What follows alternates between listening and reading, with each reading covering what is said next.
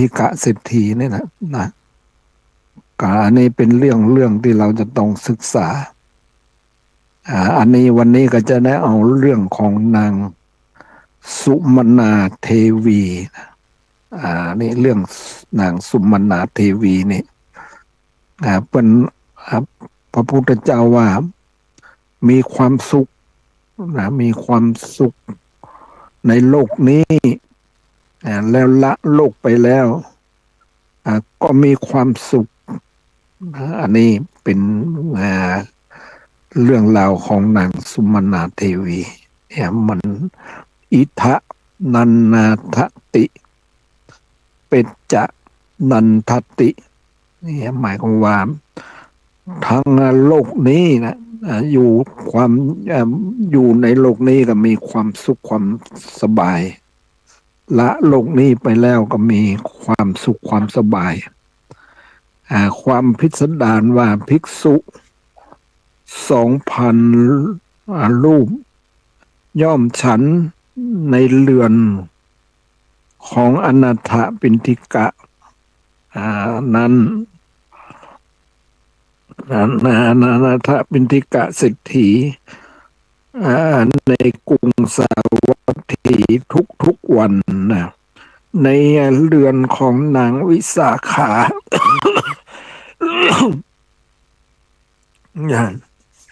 มหาอุบาสิกาเนี่ยก็เช่นนั้นก็บุคคลใดนะในกรุงสาวัตถีเป็นผู้ประสงค์จะถวายทานบุคคลนั้นต้องขอโอกาสต่อท่านทั้งสองนั้นก่อนแล้วจึงทำได้เพราะเหตุไรเพราะคนอื่นๆถามว่าท่านอนาถปิณฑิกะเศรษฐีหรือนางวิสาขาเนี่ยมาสู่โรงทานของท่านแล้วหรือเมื่อ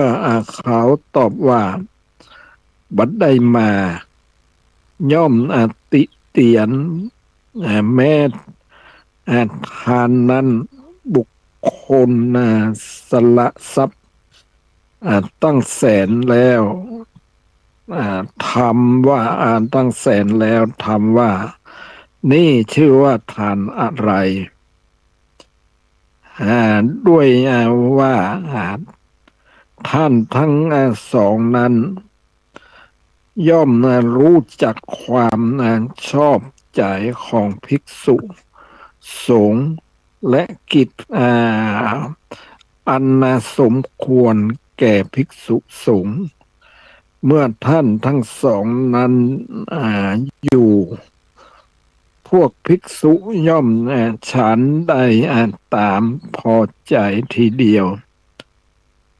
เพราะฉะนั้นทุกคนที่ประสงค์จะถวายทานจึงเชิญท่านทั้งสองนั้นไปท่านทั้งสองนั้นย่อมไม่ได้เพื่อจะอังคาดภิกษุทั้งหลายในเรือนของตนด้วยเหตุนี้เพราะฉะนั้นเพราะเหตุนั้นนางวิสาขาเมื่อใคร่ควรว่าใครหนอแลจากดำรงหน้าที่ของเราเลี้ยงภิกษุสงฆ์เห็นธิดาบุตรแล้วจึงตั้งเขาไว้ในหน้าที่ของตนนางอังคาดภิกษุในเรือนของนางวิสาขานั้นฝ่ายท่านอนาถปิณฑิกะเศรษฐี ก็ตั้งธิดาคนโตชื่อว่ามหาสุภัตตามหาสุภัตถาไว้ก็นางมหาสุภัตถานั้นทำการขวนขวายแก่ภิกษุทั้งหลายอยู่และฟังธรรมอยู่ เป็นพระโสดาบันแล้วได้ไปสู่สกุลแห่งสามีแต่นั้นท่านเศรษฐีจึงตั้งนางสุภัทธาแทนแม้นางจุลสุภัทธานั่นก็ทำอยู่อย่างนั้นเหมือนกันเป็นโสดาบันแล้วก็ไปสู่สกุลแห่งสามีลำดับนั้นท่านเศรษฐีจึงตั้งธิดาคนคนเล็กตั้งธิดาคนเล็กนามว่าสุมนาเทวีแทนนางสุมนาเทวีนั้นฟังธรรมแล้วบรรลุสกทาคามิผลยังเป็นกุมารีวงเล็บรุ่นสาวอยู่เที่ยวกระสับกระส่ายด้วยความไม่ผาสุกเห็นปันนั้นกินอาหารไม่ได้มีความประสงค์จะเห็นบิดาจึงไปให้เชิญท่านเศรษฐีนั้นพอได้ยินข่าวของธิดาในโรงทานแห่งหนึ่งก็มาหาแล้วพูดเป็นอะไรหรือแม่สุมนาธิดานั้นตอบบิดาว่าอะไรเล่าน้องชายบิดาก็ว่าเจ้าเป็นอะไรไปหรือแม่นางสุมนาเทวีก็บอกว่าไม่เพ้อน้องชายบิดาก็ว่าเจ้ากลัวหรือแม่นางสุมนาไม่กลัวน้องชายแต่พอนางสุมนาเทวีกล่าวได้เพียงเท่านี้ก็ได้ทำกาละแล้วท่านเศรษฐีนั้นแม้เป็นโสดาบันแม้เป็นพระโสดาบันก็ไม่สามารถกั้นความโศกอันเกิดในเพราะธิดาได้มีความสุขในธิดานะเพื่อทำอาการปรุงศพของธิดาเสร็จแล้วล่องให้ไปสู่สำนักพระศาสดาเมื่อพระองค์ตรัสว่ากหบดีทำไมหรือท่านจึงมีทุกข์เสียใจมีหน้าซุ่มเต็มไปด้วยน้ำตาร้องไห้มาแล้วจึงกราบทูลว่านางสุมนาเทวี หรือธิดาของข้าพระองค์ท่านทำกาละเสียแล้วพระเจ้าข้าพระศาสดาก็ว่าเมื่อเป็นเช่นเนี้ยเมื่อเป็นเช่นนั้นเหตุไรท่านจึงจึงโศกความตายย่อมเป็นไปโดยส่วนเดียวแก่สรรพสัตว์ไม่ใช่หรืออนาถะก็บอกว่าข้าพระองค์ทราบข้อนั้นเพราะข้อนั้นพระเจ้าข้าแต่ธิดาของข้าพระองค์ถึงพร้อมด้วยหิริและโอตตัปปะเห็นปันนี้ในเวลาจวนตายนางไม่สามารถคุมสติได้คุมสติไว้ได้เลยบนเห็นบนเพ้อไปนั้นแล้วด้วยเหตุนั้นโทมนัสโทมนัสไม่น้อยจึงเกิดแก่ข้าพระองค์พระศาสดาว่ามหาเศรษฐีก็นางพูดอะไรเล่าอนาถปิณฑิกะก็บอกว่าข้าแต่พระองค์ผู้เจริญข้าพระองค์เรียกนางว่าเป็นอะไรหรือแม่สุมนาที่นั้นนางก็กล่าวกับข้าพระองค์ว่าอะไรน้องชายแต่นั้นเมื่อข้าพระองค์จะกล่าวว่าเจ้าเพ้อไปหรือแม่ก็ตอบว่าไม่เพ้อน้องชายเมื่อข้าพระองค์ถามว่า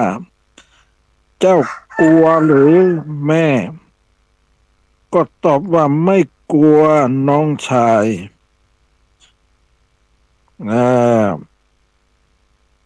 พอกล่าวได้เท่านั้นก็ทำกาละแล้วลำดับนั้นพระผู้มีพระภาคเจ้าตรัสกับเศรษฐีนั้นว่ามหาเศรษฐี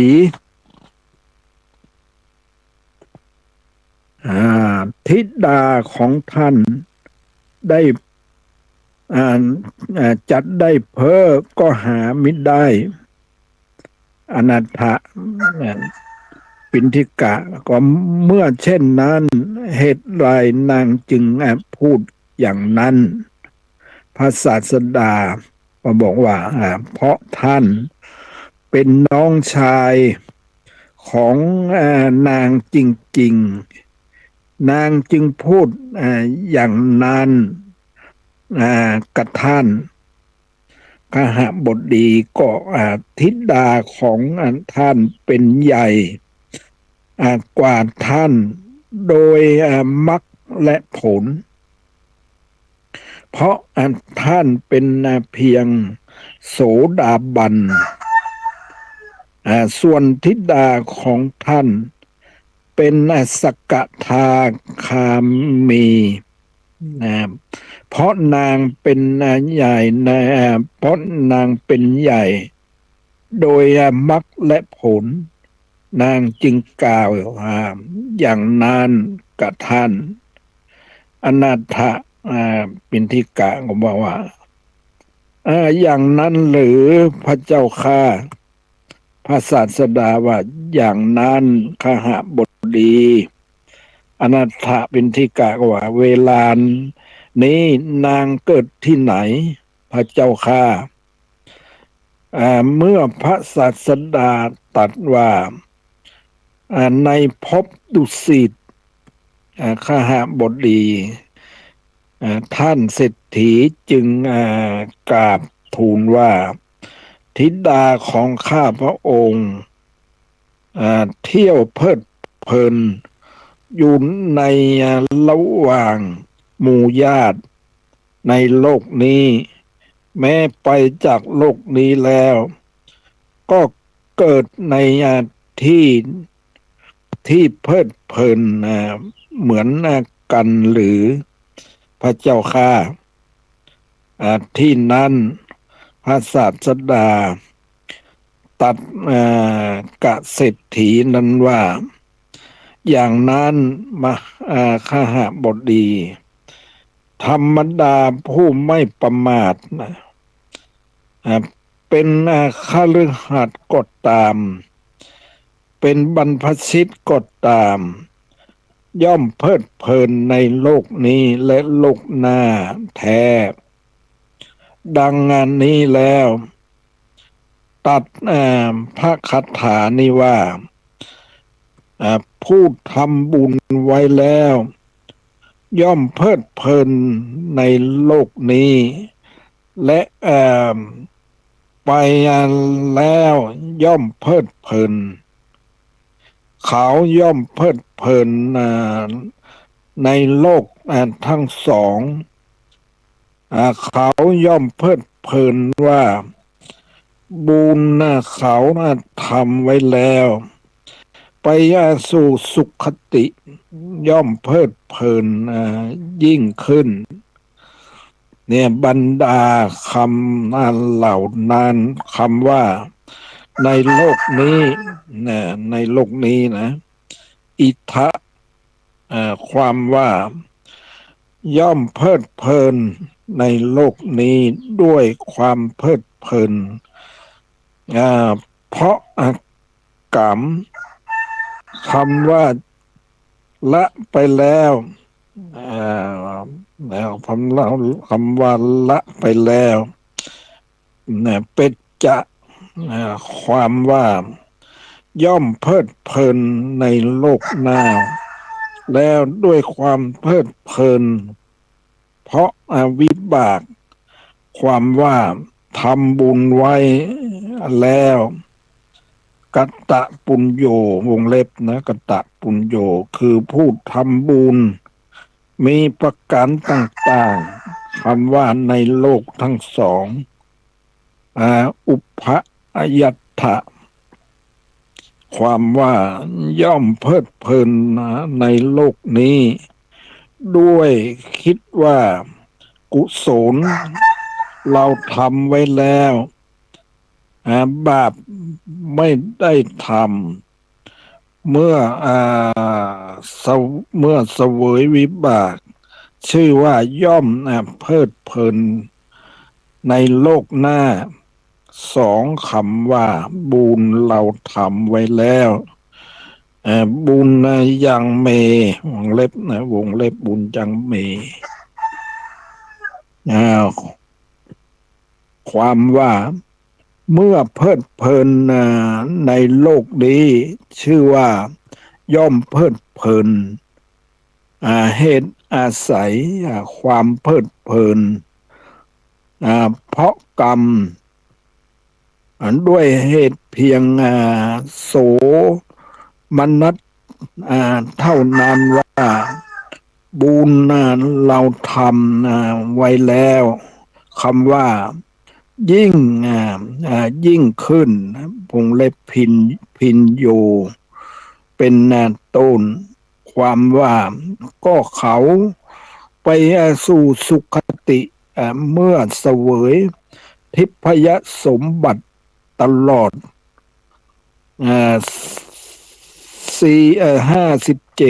โกฏปีบ้าง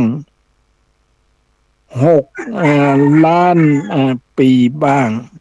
ย่อมชื่อว่าเพลิดเพลินอย่างยิ่งในดุสิตสวรรค์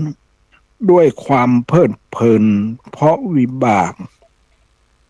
ในการจบพระคาถาโชนอันนามโชนเป็นอันมากได้เป็นอริยบุคคลมีโสดาบันเป็นต้นแล้ว เพราะธรรมเทศนาได้ประโยชน์แก่มหาชนแลอันนี้เรื่องนางสุมนาเทวีนะอันนี้เรื่องไอ้นี่แหละเป็นเรื่องราวของเนี่ยอันนี้อนัตถปิณฑิกะเศรษฐีนะเป็นได้สั่งสอนลูกของเป็นนะทำบุญทำกุศลเนี่ยสั่งสอนลูกของเปื่อนแม้แต่ลูกชายคนชื่อว่านายกะละนายกะละนี่ก็เป็นละอ่อนยังหนุ่มอยู่นะเปิ้นก็มองดูแล้วว่านายกะละนี่ควรจะไปฟังธรรมควรจะไปเข้าหาพระพุทธเจ้ามันลูนมากับพยายามหาอุบายให้นายกะละเนี่ยเข้าไปหาพระพุทธเจ้าแต่เพื่อจะให้รักษาเนี่ยรักษาอุโบสถศีลเนี่ยแต่เขาก็ว่ามันตามธรรมดาเนี่ยของคนเนี่ยเขาย่อมจะต้องการเงินต้องการทองเนี่ยก็หาวิธีเอาเงินเอาทองเนี่ยจ้างนายกาละเนี่ยไปฟังธรรมกับพระพุทธเจ้าในเมื่อไปเนี่ยเมื่อไปครั้งที่หนึ่งนะก็ไปแล้วก็หมายความว่าไปเนี่ยแล้วก็มาได้อย่างตัวใดแล้วนะไปเนี่ยเพราะว่ามันบอกให้เข้าใจตัวใดนะไปเรื่องกันรักษาอุโบสถศีลอย่างนี้ก็บอกให้เข้าใจตัวใดนะกลับมาแล้วเนี่ย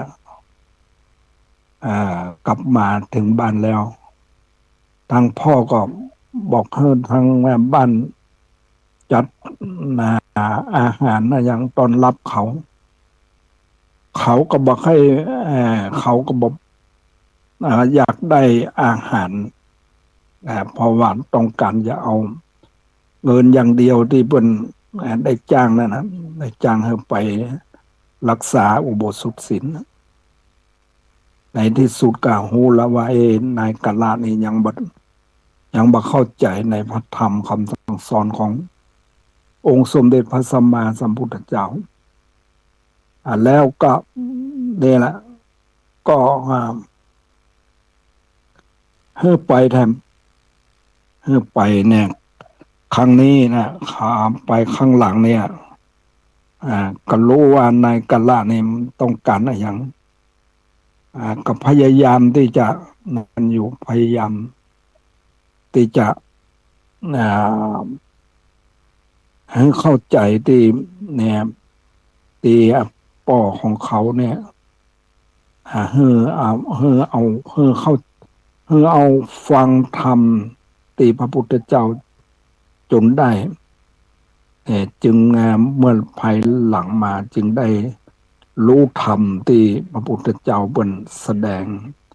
แล้วกลับมาครั้งนี้กลับมาที่บ้านครั้งนี้กับเพิ่นก็จะเอาเนี่ยเตรียมจะเอาทรัพย์ให้เหมือนกันแต่ก็เหมือนระหว่างนั้นก็เหมือนว่านิมนต์พระพุทธเจ้าพร้อมทั้งภิกษุสงฆ์มาฉันอาหารที่บ้านด้วยแล้วก็พอมาแล้วเนี่ย เพิ่นจะเอาทรัพย์เฮ้อนายกาละเนี่ยที่บอกว่าเฮ้อไปรักษาอุโบสถศีลนะนายกาละนี่ก็รู้สึกว่าบัดอยากจะเอาแล้ว เพราะว่ามีความละอายว่าการที่ไปที่ปอจ้างไปเนี่ยมันบอกควรอันนี้ก็แสดงว่านายกาละนี่ได้เข้าถึงธรรมที่พระพุทธเจ้าเป็นได้สั่งสอนอย่างเนี่ยได้เข้าใจธรรมเนี่ยในนายกาละนี่ก็เนี่ยด้วยตีอนันทปิณฑิกะเศรษฐีเนี่ยเป็นได้สั่งสอนหาอุบายลูกของตัวเองเนี่ยได้ฟังธรรมแล้วก็เข้าใจธรรมอันนี้เป็นเรื่องราวที่เราจะต้องศึกษาเอามาพิจารณา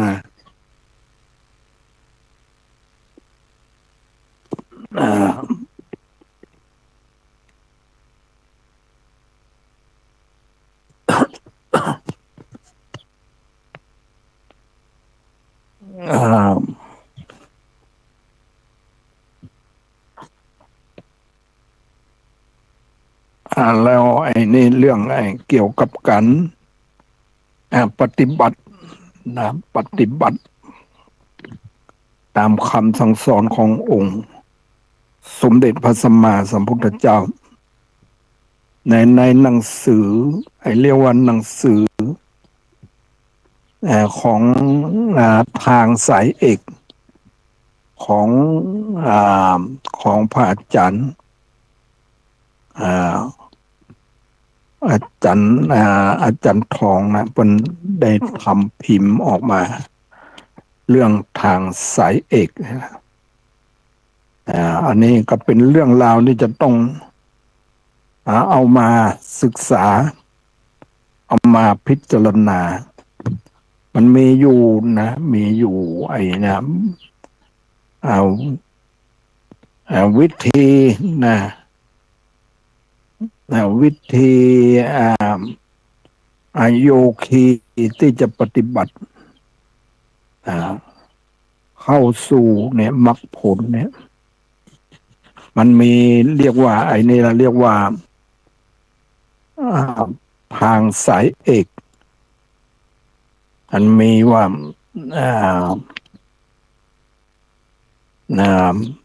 สติปัฏฐานสี่นะสัมมัปปทานสี่อิทธิบาทสี่อินทรีย์ห้าพละห้าโพชฌงค์เจ็ดมรรคมีองค์แปดเนี่ยอันนี้เรื่องเนี่ยเรื่องในเพิ่นเอาเนี่ยเอาเรื่องเอาคล้ายๆหลักเอาหลักธรรมเนี่ยมาเนี่ยว่าทางที่จะเข้าสู่วิปัสสนาเนี่ยจะต้องมีสติปัฏฐานสี่สัมมัปปทานสี่อิทธิบาทสี่อินทรีย์ห้าพละห้าโพชฌงค์เจ็ดมรรคมีองค์แปดนะอันนี้เรื่องในธรรมเกี่ยวกับเป็นพิมพ์มาเกี่ยวกับธรรมเนี่ยคือการนั้นระงับการทุจริตเนี่ยก็ต้องใจเนี่ยหลักนี่แหละหลักสติปัฏฐานสี่สัมมัปปทานสี่อิทธิบาทสี่อินทรีย์ห้าพละห้าโพชฌงค์เจ็ดมรรคมีองค์แปดเนี่ยนะอันนี้สติปัฏฐานสี่นี่แหละมันจะต้องนั้นนะคือว่าจะต้องพิจารณาเรื่องสติพิจารณากายนะกายนะ กายนี่ก็สักว่ากายไม่ได้นะไม่ใช่สัตว์บุคคลตัวตนเราเขานะอันนี้สติปัฏฐานสี่เนี่ยเป็นในหนังสือเป็นอธิบายว่านะสติปัฏฐานสี่มีอยู่ในพองในยุบได้อย่างไรกำหนดพองหนอยุบหนอเป็นกายานุปัสสนาสติปัฏฐานการกำหนดความเจ็บปวดที่เกิดขึ้นเป็นเวทนานุปัสสนาสติปัฏฐานการกำหนดความที่เกิดขึ้นเรียกว่าจิตตานุปัสสนาสติปัฏฐานการกำหนดนิวรณ์ห้าที่เกิดขึ้นเป็นธรรมานุปัสสนาสติปัฏฐานเนี่ยอันนี้สติปัฏฐานสี่เนี่ยเมื่ออยู่ในพองในยุบด้วยอาการอย่างนี้นะอันนี้สติปัฏฐานสี่นะธรรมองค์ธรรมที่จะทำให้เรารู้นะเรียกว่าสติปัฏฐานสี่แล้วก็สัมมัปปทานสี่นะสัมมัปปทานสี่นะก็คืออ่าการสำลอกระหว่างในการกำหนดเป็นสังวรประทานการสำลอกในอาการกำหนดเป็นสังวรประทานเมื่อกำหนดอยู่แล้วกิเลสก็เกิดไม่ได้เป็นปหานประทาน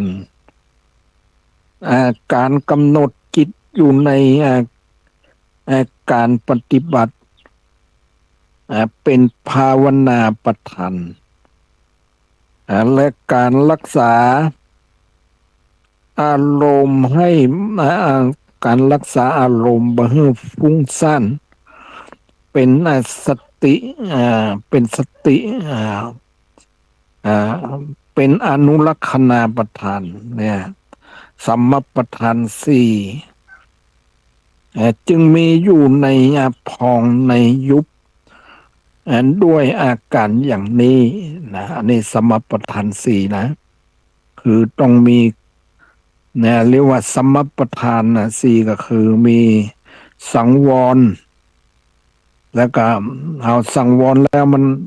เอาระวังแล้วนี่มันก็อาจอยากจะมันจะอาจอยากจะเกิดขึ้นอีกมันก็ต้องใจประหารประหารแล้วเนี่ยก็เอาเรียกว่าอันนี้หมายความว่าฝ่ายที่เราต้องละอันนี้สมปทานสี่นี่ฝ่ายต้องละแล้วก็ฝ่ายต้องเจริญเนี่ยก็เรียกว่าภาวนาแล้วก็ภาวนาแล้วก็ต้องมีการรักษาเรียกว่าละละแล้วก็เจริญเนี่ยอันนี้สัมมัปปทานสี่เนี่ยแล้วก็อิทธิบาทสี่อิทธิบาทสี่นี่มันก็มีอยู่ในหลักที่เพิ่นเอามาไว้ในหนังสือเนี่ยอิทธิบาทสี่เนี่ยมีในพองยุบได้อย่างไรความพอใจในการปฏิบัติเป็นฉันทะเป็นฉันทะความภาคเพียรในการปฏิบัติเป็นวิริยะความเอาใจใส่ในการกำหนดอารมณ์เป็นจิตตะความติตรองพิจารณาเหตุผลในการกำหนดเป็นวิมังสาเนี่ยอันนี้นะ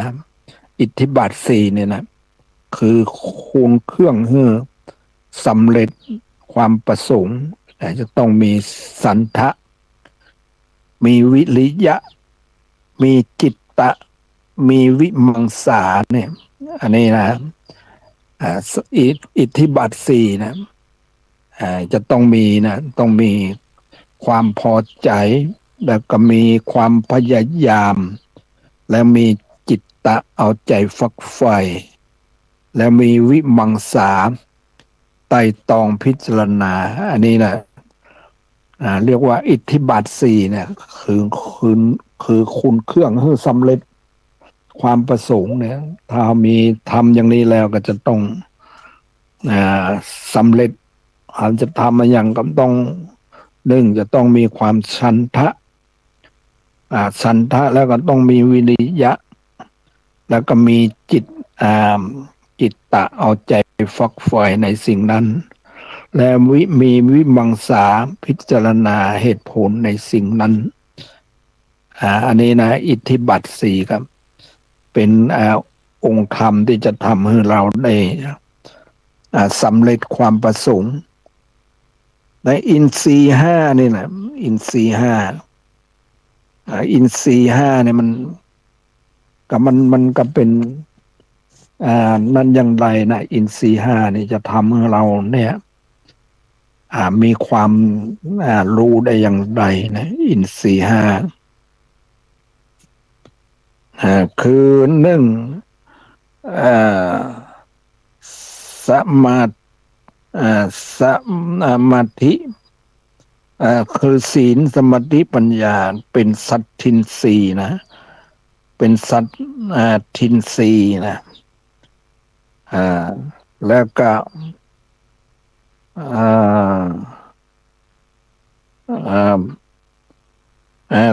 ความที่พยายามปฏิบัติให้มากๆนะเป็นวิริยินทรีย์เป็นวิริยินทรีย์เป็นวิริยินทรีย์นะมีสัตทินทรีย์แล้วก็มีวิริยินทรีย์แล้วมีความให้ระลึกถึงรูปนามจะเคลื่อนที่อันนี้เรียกว่าสัตตินสีสัตตินสีเนี่ยคือความรู้สึกนะความเคลื่อนไหวทุกขณะเนี่ยอันนี้มีอันนี้เรียกว่าเราจะต้องมีสัตตินสีแล้วก็มี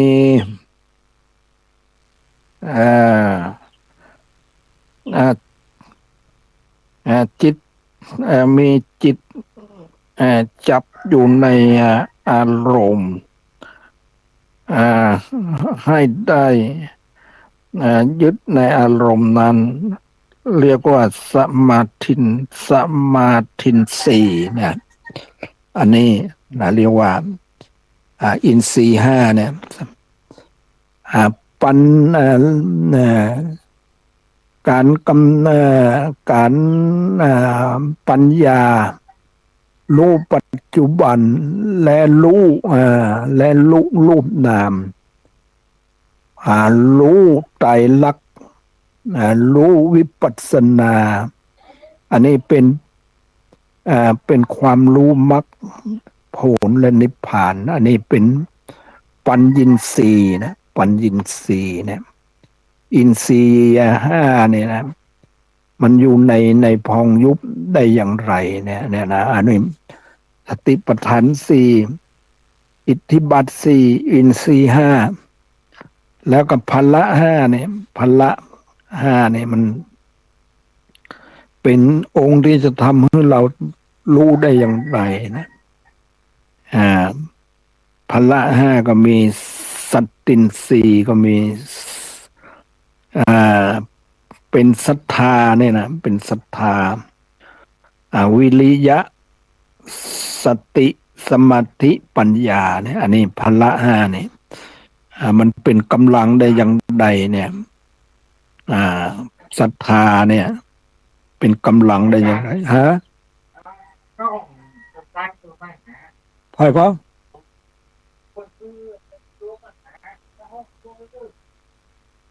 เดี๋ยวก่อนเดี๋ยวกำลังออกอากาศอยู่นะกำลังออกอากาศอยู่รอสัก15 นาทีอันนี้เรื่องพละห้านี่นะมีมันเป็นกำลังอย่างใดนะศรัทธาเนี่ยศรัทธานี่มันถ้าศรัทธามันแบบหวันไหวแล้วเนี่ยมันก็ทำให้เป็นอ่สัตทินรีเนี่ยเป็นว่าพละพละมันเป็นพละมันเป็นกำลังถ้าศรัทธาเนี่ยมันบหวันไหวแล้วก็เรียกว่ามันเป็นพลังแล้วก็มีมันเป็นพลังแล้วก็ทำให้มีวิริยะ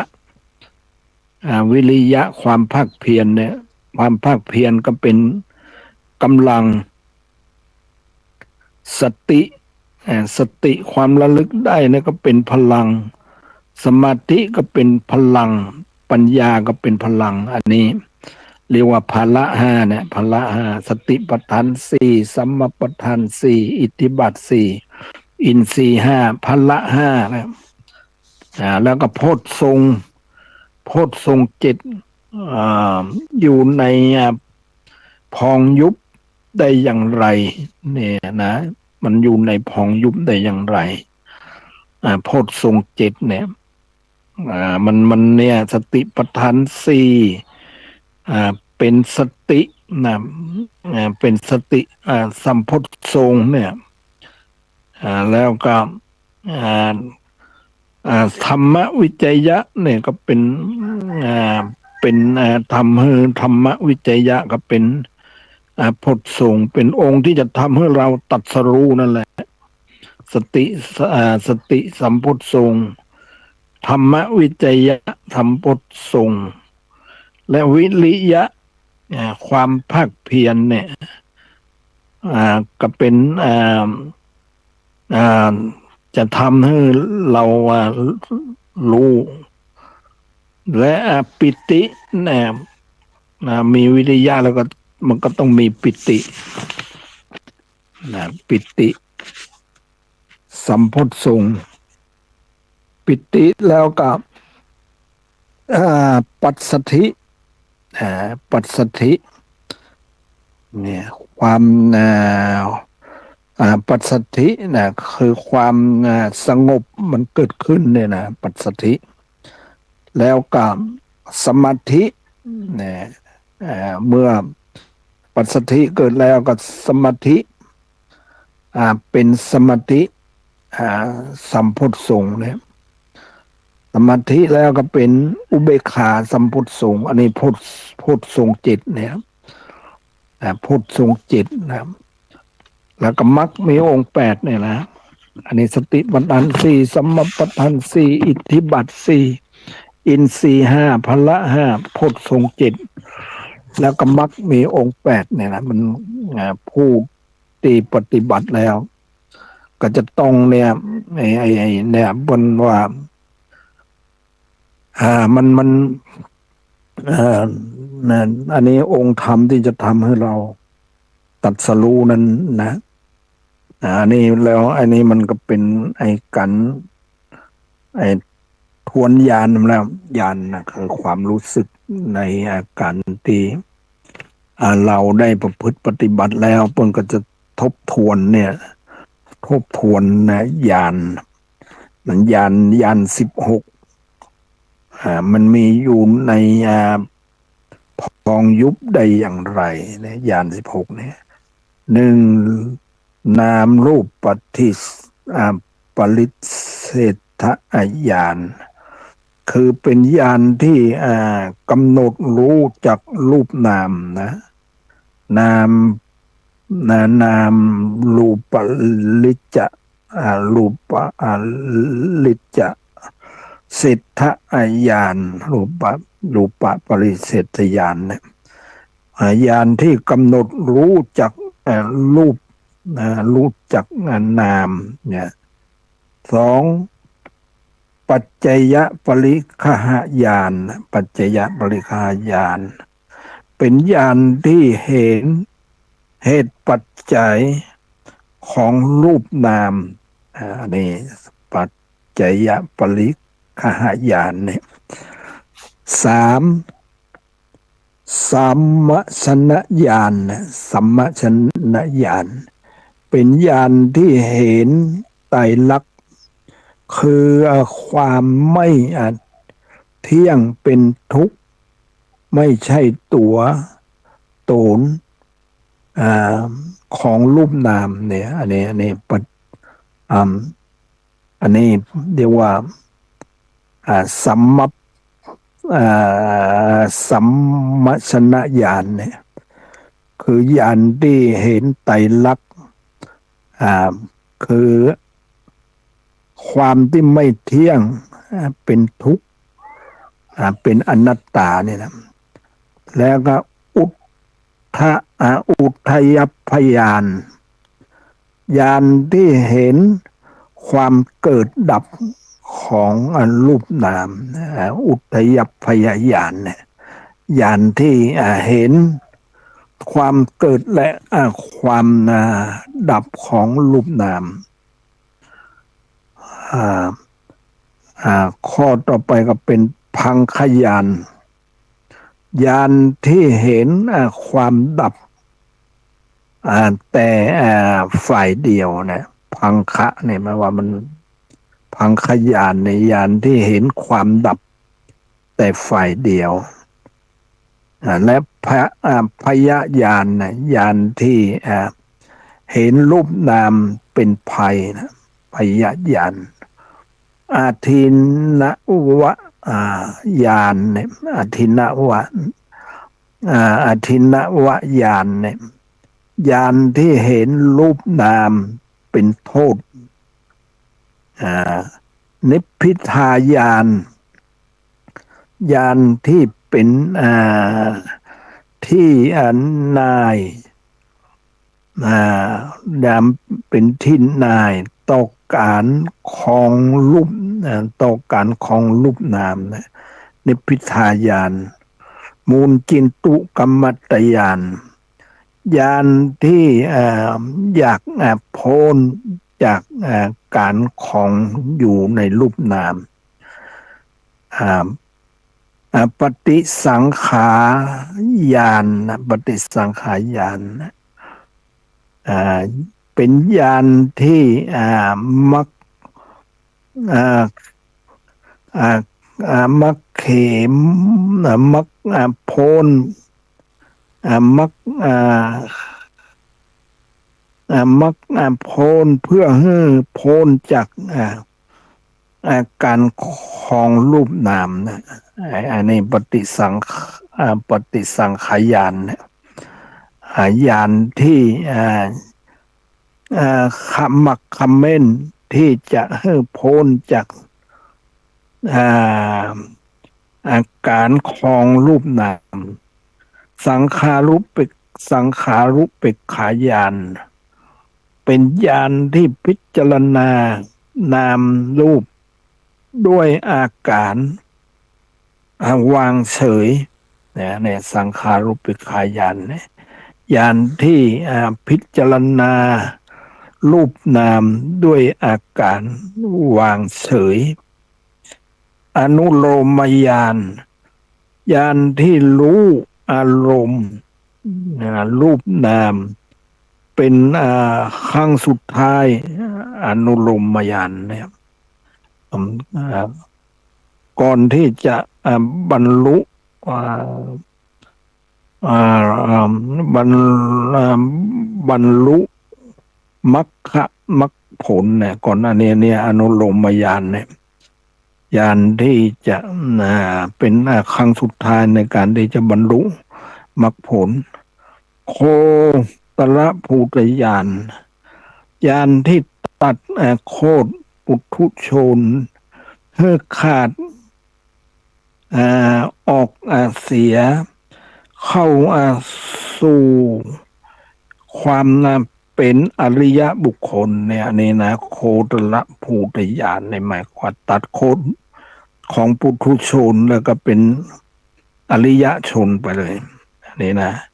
แต่มรรคญาณญาณเข้าสู่เป็นอริยบุคคลกิเลสจะถูกประหาร ในยานนี้มรรคยานและโพลยานอันนี้นะยานอันบริวายาน16นะผู้ใดได้ปฏิบัติเนี่ย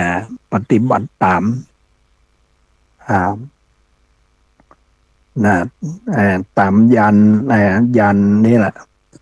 ปฏิบัติแล้วเพื่อนจะมีการทวนยานให้ทวนยานเนี่ยผู้ใดได้ฟังลำดับการทวนยานแล้วเนี่ยก็จะได้เนี่ยเข้าสู่เนี่ยแล้วเข้าสู่มรรคมรรคผลเนี่ยมีมรรคมีองค์8เนี่ยนี่เป็นเรื่องราวที่เราจะต้องศึกษาเอามาพิจารณามรรคมีองค์8เนี่ยสัมมาทิฏฐิเห็นชอบสัมมาสังกัปปะดำริชอบสัมมาวาจาก็ชอบสัมมากัมมันตะการงานก็ชอบสัมมาอาชีวะการเลี้ยงชีวิตก็ชอบสัมมาวายามะความภาคเพียรก็ชอบสัมมาสติความระลึกก็ชอบสัมมาสมาธิความตั้งใจมันก็ชอบอันนี้เรียกว่ามรรคมรรคมีองค์8หรือว่าอริยมรรคมีองค์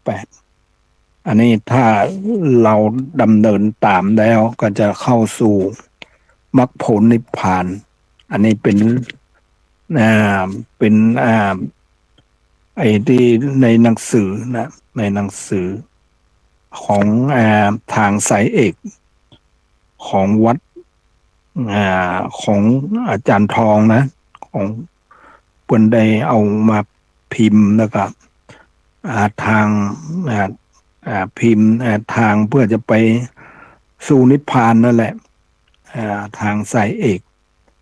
อันนี้เป็นเรื่องราวที่เราจะต้องศึกษาเอามาพิจารณาไอ้นี่เป็นเราเนี่ยเพียงแต่เราศึกษาอย่างเดียวเนี่ยแต่เราบ่ได้เอามาประพฤติปฏิบัติเนี่ยมันก็เพียงแต่รู้อย่างเดียวแต่มันบ่ได้ประพฤติปฏิบัติมันจะต้องอาศัยการประพฤติปฏิบัติแล้วมันจึงจะเข้าสู่เนี่ยมรรคผลนิพพานอันนี้เป็นเรื่องราวที่เราจะต้องศึกษาเอามาพิจารณาวันนี้ก็ได้เวลาแล้วก็ขออนุโมทนากับท่านพระครูอวิศวัตรและพระครูปริยัติและท่านผู้ฟังทั้งหลายก็ขอให้มีความสุขความเจริญโดยทั่วหน้ากันขออนุโมทนา